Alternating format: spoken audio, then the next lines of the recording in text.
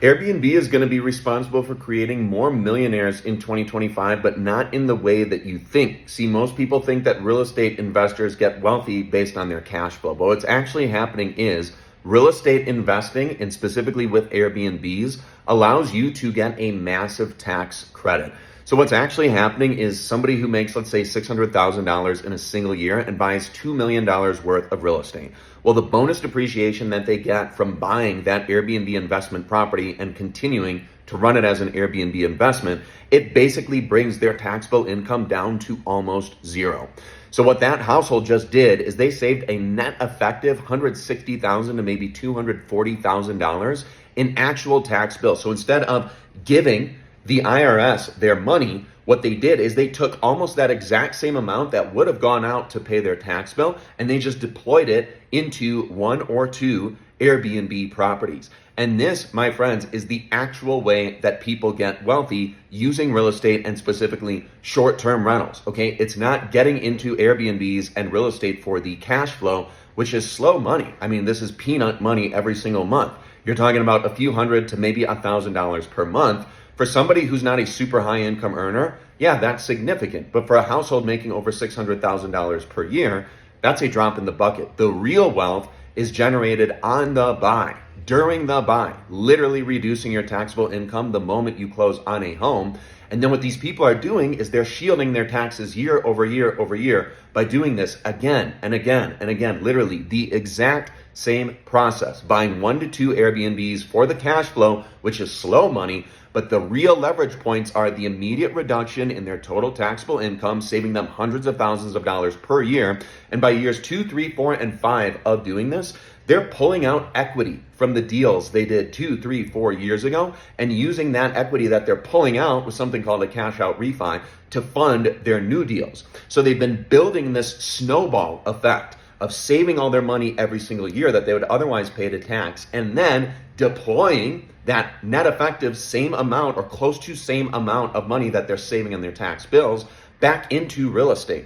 So what they're doing is they're double dipping. They're saving money on their tax bill, and the money that they're saving is essentially going into an Airbnb retirement fund for themselves. It's not like when you buy a short-term rental real estate property, you're just peeing the money away. You're literally deploying it as equity into the property. And this is the snowball effect, and now almost this like infinity loop or infinite money glitch, where literally you're saving money every single year. It's a net 1-to-1 ratio, this almost golden tax ratio of what you're putting into the property, deploying as a down payment cash to close. You're immediately getting this tax refund realized in the same year or the following year. Your net effective entry into the deal is pretty much zero. But in the process, you just bought $1 to $2 million plus worth of real estate that's going to go up in value over time. It's going to give you some slow money cash flow, which is what everybody obsesses about.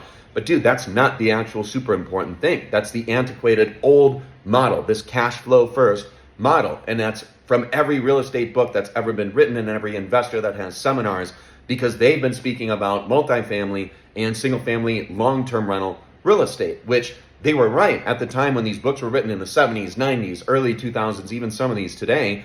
There was no bonus depreciation that you could take from long-term rentals. There was no other leverage point that you could get from doing real estate this way.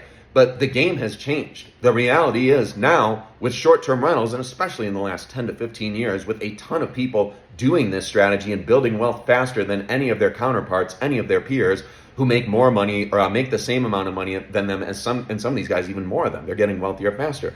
It's literally because they're not losing 20 to 35% of their total income every single year. You know, Warren Buffett, the arguably greatest investor of our generation, his number one rule is do not lose money. And rule number 2 is see rule number 1. So this to me is crazy. It's like people would never use a mutual fund manager or a money manager who says, I'm going to charge you 20 to 35% of everything you make on your money. That's criminal.